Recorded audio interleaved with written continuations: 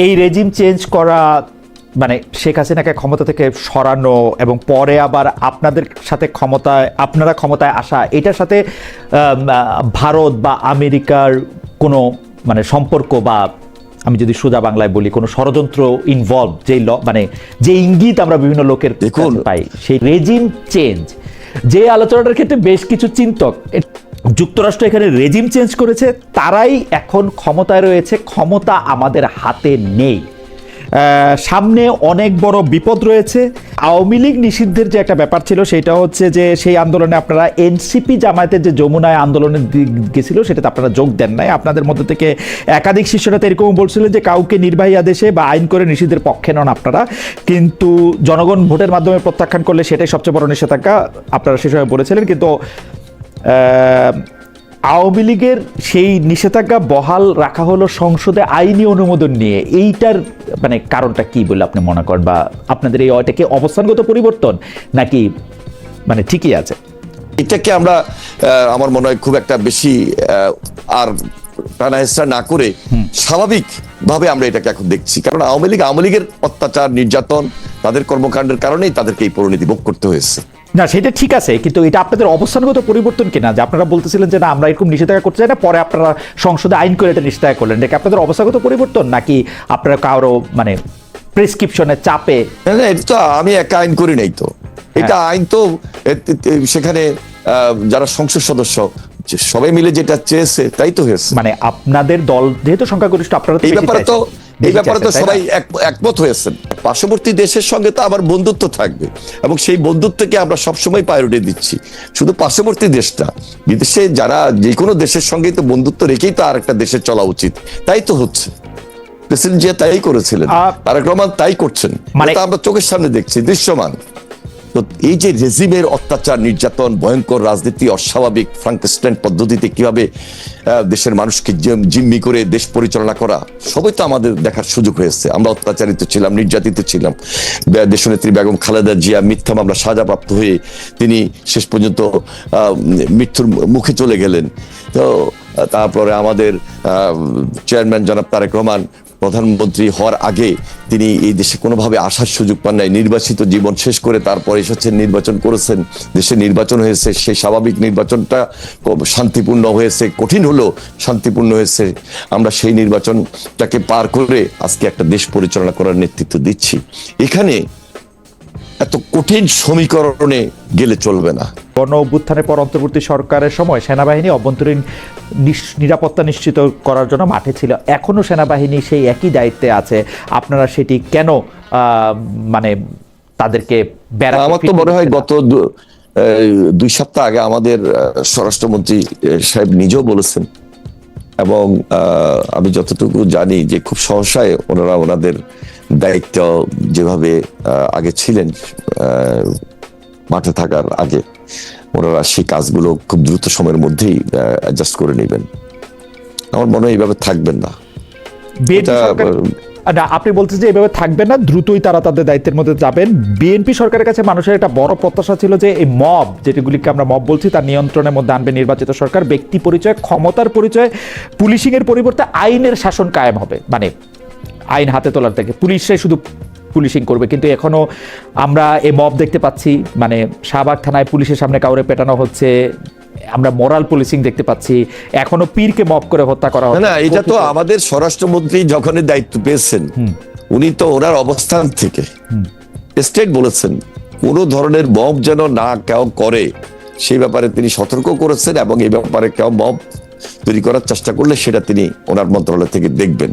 Anyway, আপনারা খাল খনন, বিভিন্ন সেবা কার্ড বিতরণ নিয়ে যেরকম সিরিয়াস বা যেই কাজের কথাগুলি আপনি বলতেছেন, সেখান থেকে আমি কাজের কথা আসি। বাংলাদেশে এখন একটা চরম দুঃসময়ের মধ্যে দিয়ে যাচ্ছে, সেটা হচ্ছে যে হাম, টিকা, অব্যবস্থাপনা ইত্যাদি নিয়ে। কিন্তু আমরা আপনাদের স্বাস্থ্যমন্ত্রীকে, আপনাদের সরকারকে আমরা যত বেশি দেখছি যে এর আগের সরকারের সমালোচনা করতে, সেইটা অন্তর্বর্তী সরকার হোক, আওয়ামী লীগ সরকার হোক, সেইভাবে ব্যাপারটাকে জরুরি ঘোষণা করে আসলে মোকাবেলার ব্যবস্থাটা করা হচ্ছে না। এইটার কারণটা কি? মানে প্রতিটা উপজেলা পর্যায় থেকে এমনকি জেলা পর্যায় থেকে রোগীগুলিকে রেফার করা হচ্ছে ঢাকায়। ঢাকায় এত ধারণ ক্ষমতা নেই, আরো প্যানিক করা হচ্ছে।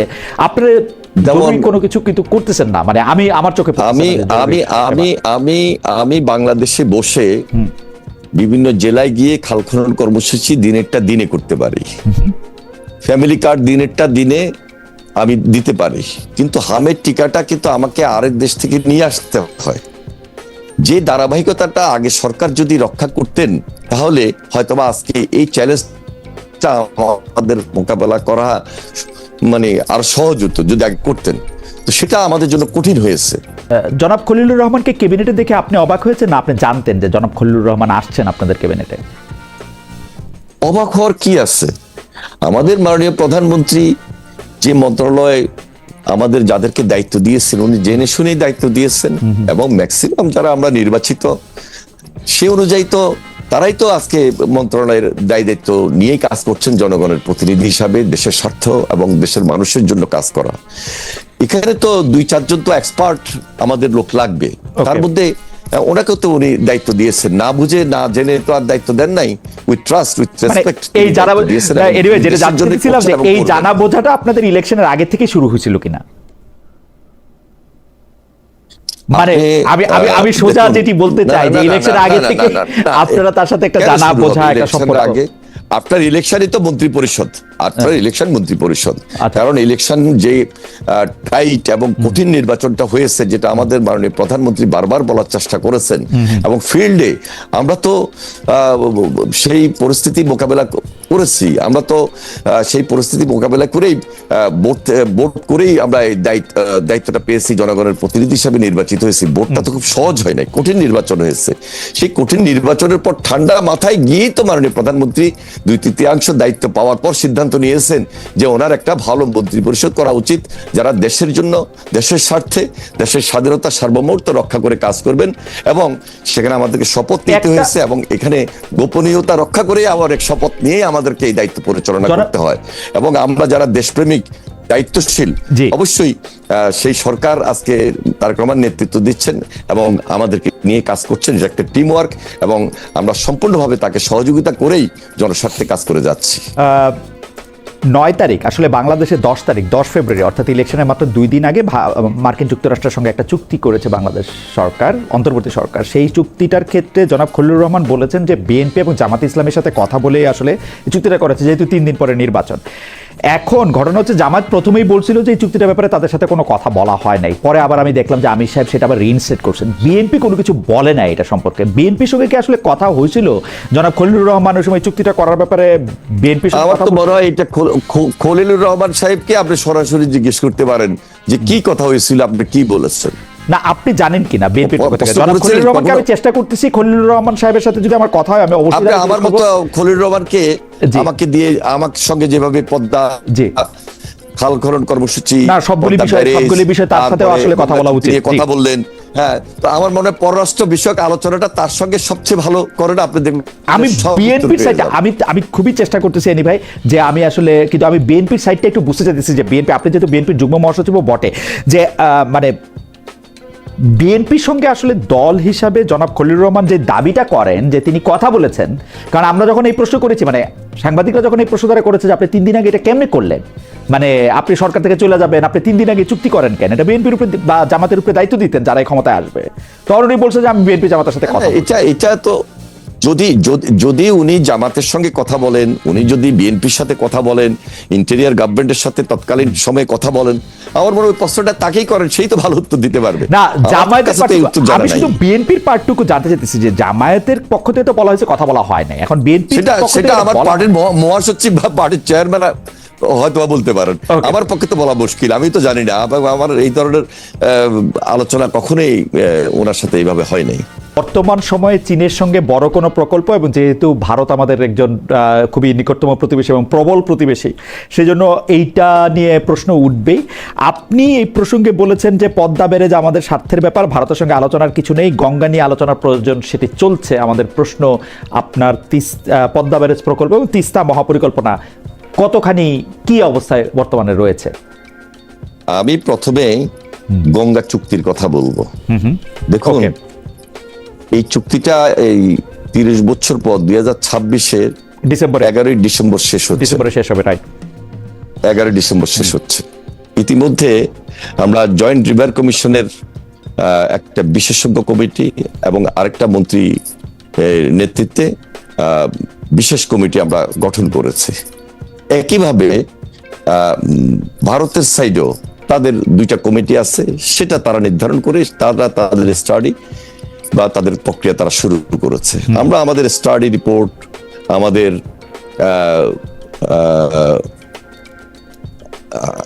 জয়েন্ট রিভার কমিশনের আমাদের কাজ আমরা শুরু করেছি এবং আমাদের মন্ত্রণালয় পর্যায়ে যখন দরকার হবে তখন আমরা এটা ফাইনালি অ্যাড্রেস করব। আমাদেরকে এই গঙ্গা চুক্তির ব্যাপারে আমাদের স্বার্থের কারণে সবচেয়ে বেশি আমরা দায়িত্ব নিয়ে কথা বলি, দায়িত্ব নিয়ে কাজ করি এবং ফিল্ড থেকে উঠে নিয়ে এসে আমরা কিভাবে পার্শ্ববর্তী দেশের সঙ্গে মিটিং করব, আলোচনা করব, সেই কাজগুলো আমাদের অব্যাহত রয়েছে এবং ছোট ছোট অনেকগুলো মিটিং এর মধ্যে হয়েছে এবং প্রতি বছরই পানির হিস্সা নিয়ে এই কমিটি মিটিং করে আসছে এবং করে থাকবে এবং অদূর ভবিষ্যতে করে থাকবে। আমরা সবচেয়ে বেশি যেই দিকে নজর দিচ্ছি সেটা হলো আমরা চেষ্টা করছি যে এই যে সেপ্টেম্বর অক্টোবর এর মধ্যে যেন আমাদের ফিল্ড ওয়ার্ক যেটা জিআরসির বিশেষজ্ঞ টিম তারা আমাদেরকে জানাবে। আমরা আশা করছি যে আগস্ট বা সেপ্টেম্বরের মধ্যে যদি জানায় যে কোন কোন প্রক্রিয়ায় আমাদের এই চুক্তিটা হলে আমাদের জন্য একদম বেটারটা আমরা পাবো, সেই দিকে আমরা নজর দিয়ে আমরা এই চুক্তিটাকে মাননীয় এই সরকারকে এই চুক্তিটা নবায়ন চায়, যেটা 30 বছর ধরে ছিল, এর আগে আরো যেটা 25 বছর ধরে ছিল, এই সরকারকে এই চুক্তিটা নবায়ন চায়। আমরা চাচ্ছি যে আমাদের স্বার্থটাকে প্রায়োরিটি দিয়ে সবচেয়ে বেশি যদি আরো 30 বছরের চুক্তি করতে হয় গ্যারান্টি ক্লজ সহ, সেটাকে আমরা সবচেয়ে বেশি প্রায়োরিটি দিব, নাম্বার 1। নাম্বার 2, যদি সেটা কোনোভাবে আমরা না করতে পারি তাহলে নবায়নটা হলো আমাদের সেকেন্ড স্টেজ। সুতরাং এই দুইটা স্টেজে আমরা কথা বলার চেষ্টা করব। আপনাকে এটা জনসমক্ষে প্রকাশ করবেন বা সংসদে বলবেন যে চুক্তিটাতে এই মুহূর্তে কি আছে এবং আমরা চুক্তিটাতে কি চাচ্ছি? না, এখনো আমাদের বিশেষজ্ঞ টিম আমাদের চাহিদা অনুযায়ী যা যা আমাদের বাংলাদেশের স্বার্থের জন্য প্রয়োজন সেই অনুযায়ী আমাদের তাদের রিপোর্ট কমপ্লিট করার নাই। তাদের রিপোর্ট কমপ্লিট করা মাত্রই আমরা যখন এই চুক্তি নিয়ে বসবো তার আগ মুহূর্তে আমাদের পার্লামেন্টে বলেন, জনসম্মুখে বলেন, যেটা জানানোর দরকার সেটা অবশ্যই আমরা জানাবো। আমরা পত্রপত্রিকায় দেখছি, বিশেষ করে ভারতীয় মিডিয়াগুলি নতুন চুক্তি, ভারতীয় মিডিয়াগুলি বলছে যে, ভারতীয় মিডিয়া বলছে যে পশ্চিমবঙ্গে যেহেতু তৃণমূল কংগ্রেসের পরিবর্তে নতুন বিজেপি সরকার আসছে, কেন্দ্রীয় বিজেপি সরকার আসছে এবং তারা এই চুক্তি নবায়ন হতে দিবে না। আমরা কি এটি জানতে পারবো যে আসলে বর্তমান সরকার চুক্তিটার?